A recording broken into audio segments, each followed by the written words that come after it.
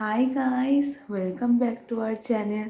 তো গাইস, আমি ইন্ট্রো করতে ভুলে গেছিলাম, তো এখন ইন্ট্রোটা করে নিলাম। শিবরাত্রির আগের দিন আমি যাচ্ছি বেস্টির বাড়ি, ক্যান্টনমেন্ট স্টেশনে চলে এসেছি। টিকিট কাটতে যাচ্ছি, আমি যাব নৈহাটি। টিকিট কেটে এসে বসলাম, ট্রেনে উঠলাম, এখন যাচ্ছি ওদের বাড়ি। স্ট্রিট লাইট ছিল না, তাই খুব অন্ধকার ছিল। তো গাইস, আমরা বাড়িতে চলে এসেছি। তো কাল পুজো আছে, শিব পুজো। তো কাল দেখা হচ্ছে আমার সাথে।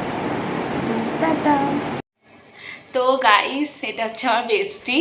আমরা রাতে একসাথে ঘুমাবো। সকাল হয়ে গেছে গাইস, ফ্রেশ হয়ে ভাবলাম তোমাদের সাথে মন্দিরে সকালের ভিউ শেয়ার করি। এটা হচ্ছে ওদের বাড়ি, আর এইটা হলো ওদের মন্দির। মন্দিরের ওপরে আছে শিব পার্বতীর মূর্তি, আর ভেতরে আছে শিবলিঙ্গ আর কালী ঠাকুর। ওইদিকে হচ্ছে রাতের খাবারের ব্যবস্থা করা হয়েছে, অনেক মানুষ আসবে রাতে। এইটা হলো ওদের বাড়ির দোকান। আমি ভাবলাম শিব পার্বতী মূর্তিটা দেখা যাচ্ছে না, তাই ওপর দিয়ে দেখায়, তাও দেখা গেল না। এটা হচ্ছে ওদের খরগোশ, ওর নাম হলো জিনিয়া। এত কিউট দেখতে, দেখো গাইস। ও আমাদের সাথে খেলছিল, আমরাও অনেকক্ষণ খেললাম ওর সাথে। ওকে খাঁচায় বন্ধ করে রাখা হয়েছিল, বাট ও থাকবে না, অনেকক্ষণ থেকে বেরোনোর জন্য ছটফট করছিল। যেহেতু অনেক লোক আসবে, এই জন্য ওকে বন্ধ করে রাখা হয়েছিল। দেখো গাইস, কি কিউট লাগছে ওকে দেখতে। আমরা অনেকক্ষণ আদর করলাম ওকে। দেখো, কোলে দিয়েছে বলে একটু কাঁপছিল। দেখো গাইস। তো গাইস, আমি রেডি হয়ে গেছি। দেখো কেমন লাগছে আমাকে। আমি একটা নর্মাল কুর্তি পরেছি, আর একটু মেকআপ করেছি, আর বড় কানের দুলগুলো পরেছি। তো দেখো আগে কেমন লাগছে, কমেন্ট করে জানিও। তো আমরা সকাল থেকে নির্জলা উপবাস করছি, ফাস্ট করছি। ওদের সকালে জল খাবার কিছুই খাইনি। আমাদের পুজো লাগছে 8:53 বা সামথিং, 8টার পরই লাগছে। তো আমাদের এখানে পুজো প্রতিষ্ঠা হবে, চক্ষুদান হবে কালী মাকে। তো সব করতে করতে আমাদের প্রায় 10টায় পুজো শুরু হবে। তো জল ঢালতে ঢালতে আমাদের 12টা বেজে যাবে। তো 12টার পরই আমরা জল ঢালবো। জল ঢালার সময় ওদেরকে সব দেখাবো। বাইরে গিয়ে এখন ভিউ দেখার মধ্যে কী সুন্দর লাগছে, এখন লাইট টাইটে সব, এখন রাত হয়েছে যেহেতু, অন্ধকারে কী সুন্দর লাগছে সেটা দেখাবো তোমাদেরকে। তো যাওয়া যাক, আর কমেন্ট করে ওকে জানিও, তোমাদের যা মন চায় তাই কমেন্ট করো। প্রচুর ফ্রেন্ড আসবে এখানে, কলেজের ফ্রেন্ড। তারপর এখন বন্ধু রেডি হতে গেছে, আমার বেস্টি। অন্য বন্ধু এসছে, ওরা রেডি হচ্ছে।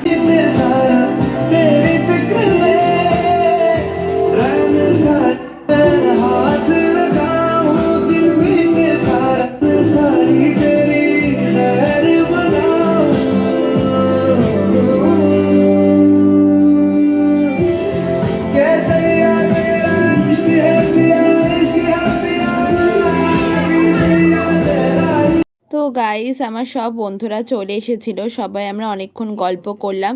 আর ইম্পর্টেন্ট জিনিস যেটা ফটো সেশন, সেটাই করলাম। আমার একটা বন্ধু আমাকে টিপ পরিয়ে দিয়েছিল, আমাকে নাকি ইনকমপ্লিট লাগছিল, তাই পরিয়ে দিল। কেমন লাগছে গাইস জানিও। এটা হচ্ছে ওদের ঠাকুর ঘর, এখানে রাধা কৃষ্ণ গোপাল সবারই মূর্তি আছে। তো গাইস, পুজো শুরু হয়ে গেছে, এখন রাতে 10:30 বাজে।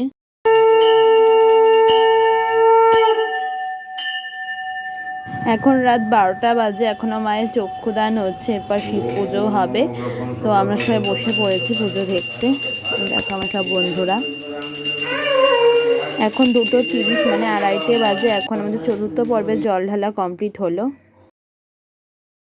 এখন সকাল হয়ে গেছে, শিবরাত্রি পরের দিন হয়ে গেছে।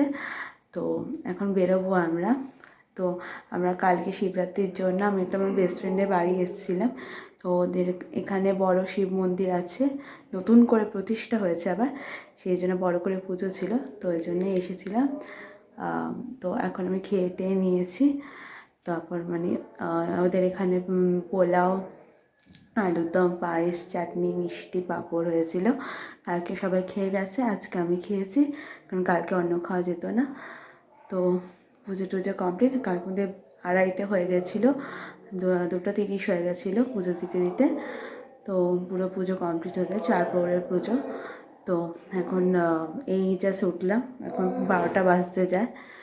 তো গাইস, চলো বাড়ি গিয়ে তোমাদের সাথে দেখা। আমার বেস্টি নৈহাটি স্টেশনে ছেড়ে দিয়ে আসবে, কারণ আমি এখান থেকে চিনি না, যেতে পারি না একা। তো ছেড়ে দিয়ে আসবে, এখন রেডি হতে গেছে। তো চলো যেতে যেতে দেখা হচ্ছে তোমাদের সাথে। তো গাইস, ব্লগটা কেমন লাগছে বলো, কমেন্ট করে জানিও, লাইক শেয়ার অ্যান্ড সাবস্ক্রাইব করে দিও। সাথে দেখা হচ্ছে বাড়ি গিয়ে, চলো। তো গাইস, সেদিনের ব্লগটা এন্ড করতে ভুলে গেছিলাম। আমি বাড়ি চলে এসেছিলাম দুপুরে, তখন 3:30 বাজছিল। এসে স্নান টান করে নিয়েছিলাম। তো ব্লগটা কেমন লাগছে জানিও কমেন্ট করে। Bye bye guys.